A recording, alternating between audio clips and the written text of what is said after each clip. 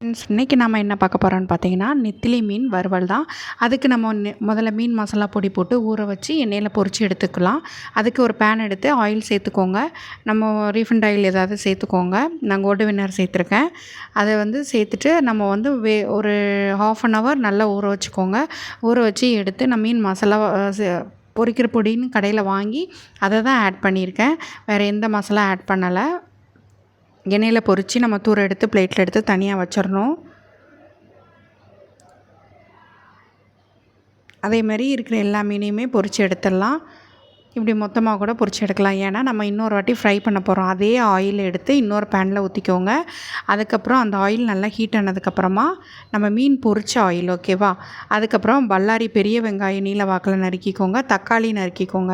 அதுக்கப்புறம் அந்த மீனை போட்டுருங்க. இதில் மிளகு ஜீரக பொடி ஆட் பண்ணலாம். மல்லி இலை, காரம் வேணும்னா உப்பு வேணும்னா பார்த்து ஆட் பண்ணிக்கோங்க. ஏன்னா சில மீன் மசாலாவில் உப்பு கொஞ்சம் டிஃப்ரெண்ட்டாக இருக்கும். நீங்கள் பார்த்து ஆட் பண்ணிக்கோங்க. நல்லா தீயை கூட்டி வச்சு நல்லா ஃப்ரை பண்ணுங்கள். சிக்கன் இந்த மாதிரி பண்ணுவாங்க. ஃபிஷ் இந்த மாதிரி ட்ரை பண்ணி பாருங்கள். சூப்பராக இருக்கும். ட்ரை பண்ணிவிட்டு சொல்லுங்கள்.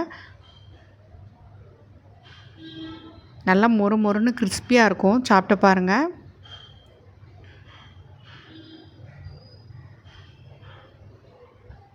அதான் ரெடி ஆயிடுச்சு. கிறிஸ்பியான நெத்திலி மீன் வறுவல். வாங்க சாப்பிட்லாம். பாருங்கள், ரொம்ப மொறு மொறுன்னு சூப்பராக இருக்குது. தேங்க்யூ.